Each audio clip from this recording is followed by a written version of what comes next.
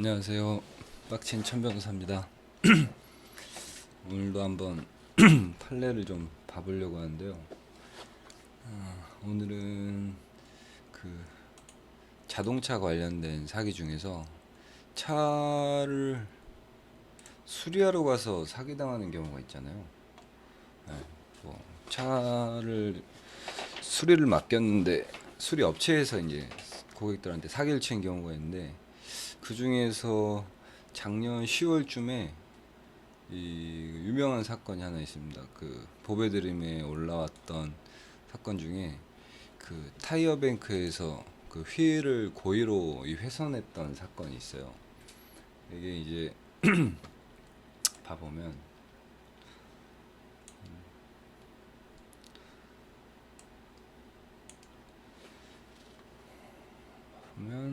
네. 그때 그 광주에 있는 타이어뱅크 뭐 지점에서 고의로 휠을 파손해가지고 다휘어뱅크라는 오명을 얻었대요. 이게 이제 뭐 영상을 봐보면은 왜 안 나오냐?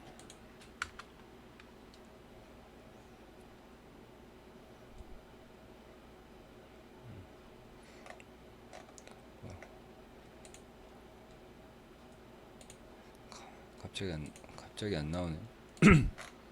아, 여기 나오네. 네, 여기 지금 보이시죠 지금? 이렇게 지금 그 휠을 이렇게 몽키 스패너로 고의로 이렇게 훼손하는 장면이, 이 이제 피해자가 우연히 이걸 찍었죠. 우연히 찍어가지고 이 피해자가 현명하게도 그냥 뭐 이제 그 커뮤니티에 제보를 해버렸어요. 보배드림이라고 유명한 커뮤니티 있죠. 거기서 이제 난리가 났죠. 난리가 나가지고 뭐 언론에서 취재하고 해가지고 난리가 났는데, 이 사건이 이제 올해 7월인가 판결이 선고가 됐더라고요. 그래서 이제 그 판결문을 한번 봐보려고 그래요. 제가 이제 지금 만들고 있는 사이트에 보면은 이 기사도 이렇게 링크를 걸어놨어요. 이거 기사 한번 봐볼까요? 그래서 2020년 10월 24일에 이런 일이 있었죠. 그래서 뭐 점주가 뭐 반상할 것 이런 기사가 있는데, 하여간 이 사건 판결이 선고됐는데 보니까 있네요. 징역 1년 선고됐어요. 그래서 뭐 이따 얘기하겠지만 이거 좀 세게 받은 것 같거든요. 네. 우선 판결문 내용을 한번 봐볼게요.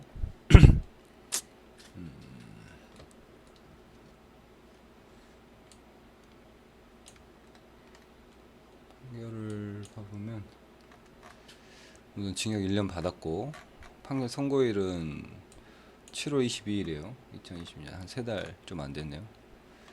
피고인은 광주 서구 뭐 이거 다 타이어뱅크인 거 다 알고 있죠, 사람들. 네, 운영하는 사람이고.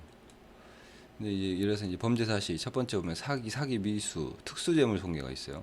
그 내용을 읽어보면은 이 타이어뱅크 본사에서 정한 판매 목표 금액을 초과 달성하면은 초과 수익금을 적립해서 성과급을 주고, 만약 미달하면은 적립금으로 충당하고, 적립금 채무가 500만 원 초과하면은 본사 지침에 따라 계약 해지 대상이 된대요. 아마 이것 때문에 이제 이런 멍청한 짓을 했겠죠, 이 피고인이. 그래서 피고인과 매장 직원들은 공모해서 매장을 방문한 고객들의 휠을 공구로 구부리는 등 고의로 훼손한 후 교통사고 위험을 언급하며 이에 불안감을 느낀 고객으로 하여금 휠을 교체하도록 했다. 그래서 뭐 수익을 챙겼다는 거죠. 아까 본 것처럼 몽키 스패너를 끼워가지고 휠을 구부렸고, 그래서 피해자에게 타이어를 교체하려다 보니 휠이 이렇게 휘어져 있었다. 지가 고장내놓고, 지네들이 미친놈들이죠. 이런 상태로 운행하면 사고가 난다. 당장 휠을 갈아야 한다고 거짓말을 했다. 이게 보면은 이제 주로 차를 잘 아는 사람한테는 이런 사기를 못 쳤겠죠. 아마도 이제 그 차에 누가 보더라도 아, 이분이 고객이 차에 대해서 잘 모르는구나, 이런 느낌이 나는 사람만 골라서 사기를 쳤겠죠, 얘네들도. 그래서 총 8차례에 걸쳐 휠을 손괴하고 교체비를 지급받아 편취하거나 편취하려고 했으나 고객이 교체를 거부한 바람에 미수에 거쳤다. 총 8번 정도 되고, 그리고 이제 뭐 두 번째로 자동차 관리법 위반. 원래는 이게 언론의 주목을 받으면서 이제 이런 그 사기나 뭐 재물손괴 외의 범죄 사실도 그 경찰에 수사를 해서 기소를 한 거죠, 검찰에서. 그래서 뭐 등록하지 않고 무등록으로 관리 사업을 했대요. 간이 배 밖으로 나왔죠. 그래서 징역 1년을 선고받았는데 이 사건 범행을 자백하고 잘못을 깊이 반성하고 있다. 이거는 뭐 아주 상투적인 문구고, 실제로 뭐 지금 여기 나와 있는 이 나무 위키에 나와 있는 이 사건의 경위나 있었던 스토리를 보면은 뭐 전혀 뭐 진정한 반성이나 뭐 자백은 아니었던 것 같아요. 진심으로 뭐 그렇게 했던 것 같지는 않고, 이게 이제 사건이 걷잡을 수 없이 커지니까 어쩔 수 없이 인정하고 뭐 자백한 것 뿐이겠죠. 여기 보면은 아까 예, 보면은 여기 나무 위키 보면은 취재진한테 욕설까지 했대요. 이거 한번 봐볼까요? 아까 안녕하십니까. 봐봤는데. KBS 9시 뉴스 광주 전남권 소식입니다.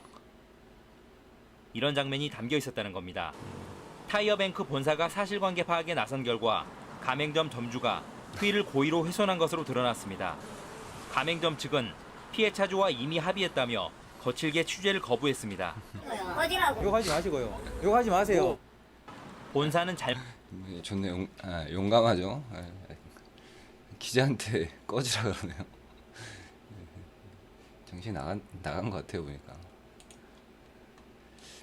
그래서 뭐 어쩔 수 없이 인정한 거지. 뭐 자신의 법정에서는 이렇게 자백하고 반성하는 척을 하고 있지만 CCTV가 블랙박스로 찍혔는데 어떻게 자백을 안 하겠어요.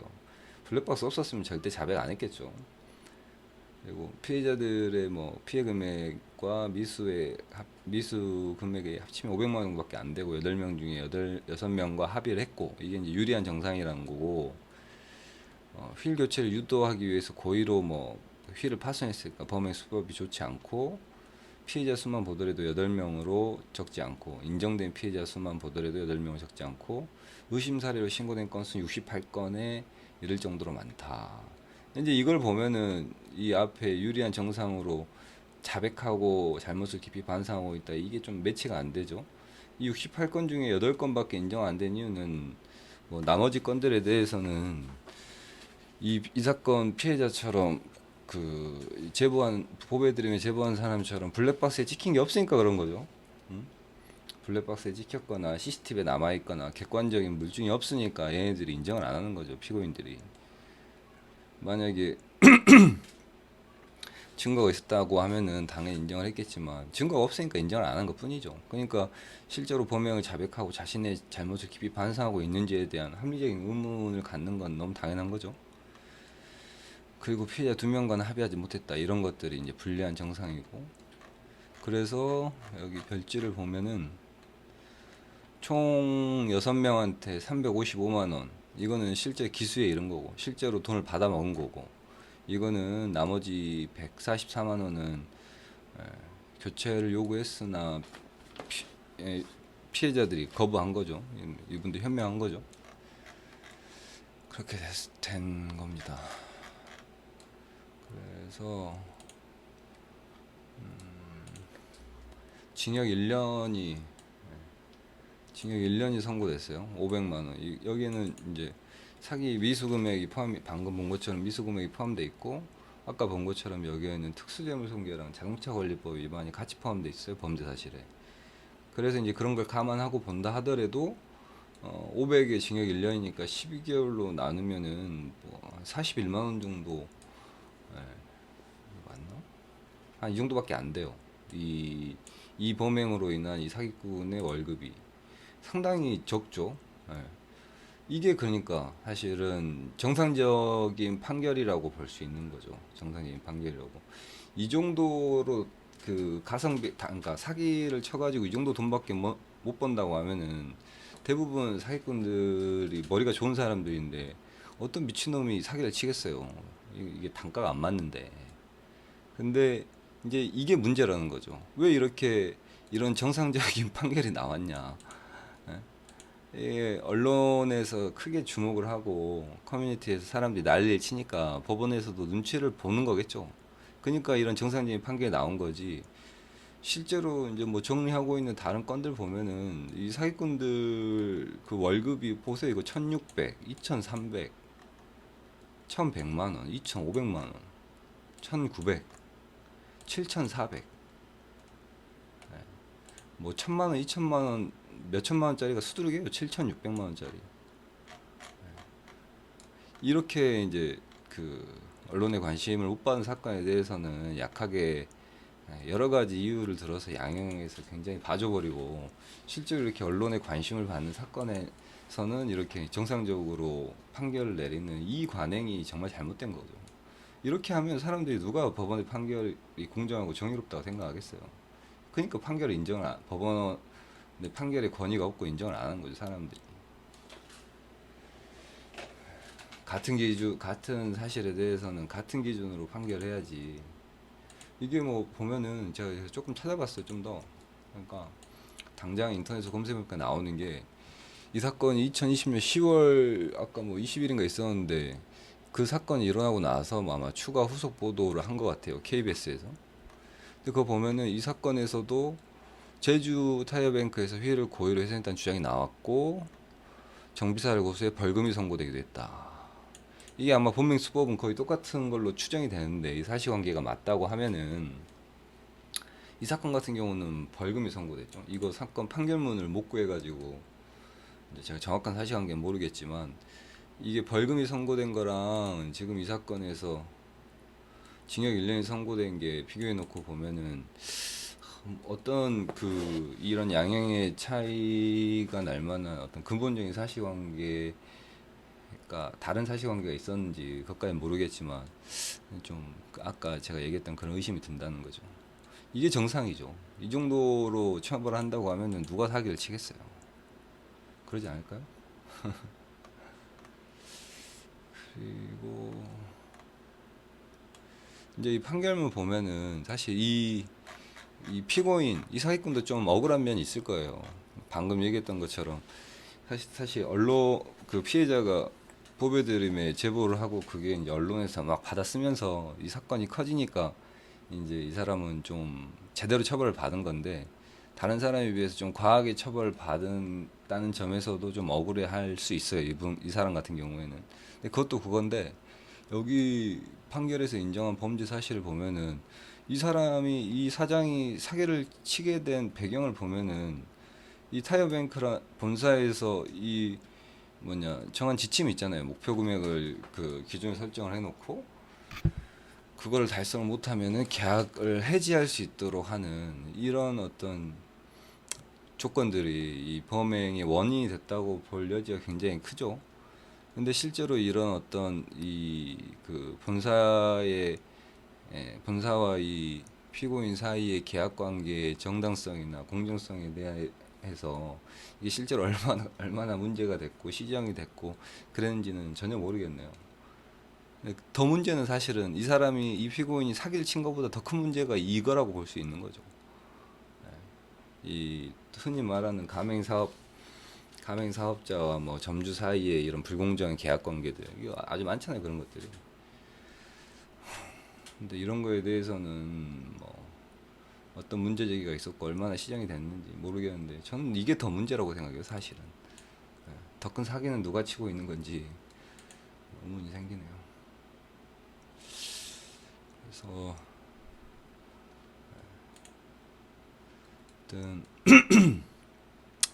이 보배드림에서 굉장히 이슈됐었던 이 휠 고입 파손 사건의 피고인이 징역 1년 선고 받았는데, 지금 뭐 제가 말씀드린 거는 이 판결에 나와 있는 뭐 사실관계를 전제로 얘기하는 거고, 수차례 얘기하지만 판결에 나와 있는 사실관계가 곧 진실은 아니거든요.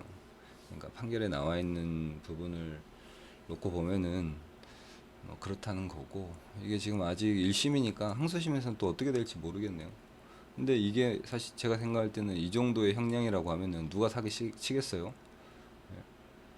안 치죠, 이렇게 엄하게 처벌하면은.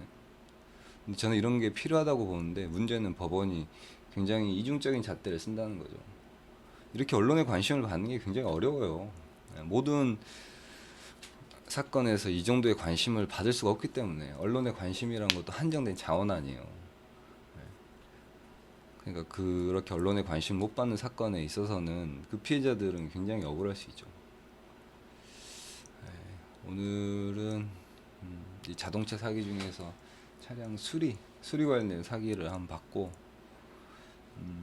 뭐 앞으로 계속 뭐 이 얘기를 하겠지만 그나마 이 사건 같은 경우에는 뭐 언론의 관심을 크게 받았기 때문에 피해자들이 뭐 돈을 다 배상을 받고 보상을 받고 합의금도 받고 뭐 이렇게 피해가 보상이 됐을 텐데 이런 사건 외에 뭐 언론의 관심을 받지 못하는 많은 사건들이 사기 당하면은 이렇게 소송하고 고소해도 돈 원금도 제대로 못 돌려받는 경우가 허다해요. 그래서 계속 강조하겠지만 본인 주머니에서 큰 돈이 나가거나 뭐 계약서에 사인할 때 내가 뭔가 어디 계약서든 뭐든 명칭 여하를 불문하고 뭔가 나의 권리관계에 영향을 미치는 서류에 사인할 때 그때는 우선 한번 의심을 해보세요. 의심을 하는 게 나쁜 게 아니니까. 그리고 이제 뭐 근데 좀 의문이 드는 사항에 대해서 뭘 보여달라 설명해달라 이랬을 때 약간 닥달하거나 서류 안 보여주고 그리고 뭐 어떤 핑계를 대가지고 뭐 빨리빨리 일을 진행시키려고 하는 사람들 같은 경우에는 사기꾼일 가능성이 굉장히 높아요. 그러니까 그런 사람들에 대해서는 의심을 하고 좀 주변에 물어보세요. 인터넷을 찾아보든지. 그러니까 오늘도 봐주셔서 정말 감사하고 이 집도 좀 하다 보니까 조금 여유가 생기는데 조금이라도 도움이 되셨으면 구독 한번 눌러주세요. 돈 드는 거 아니냐면. 감사합니다.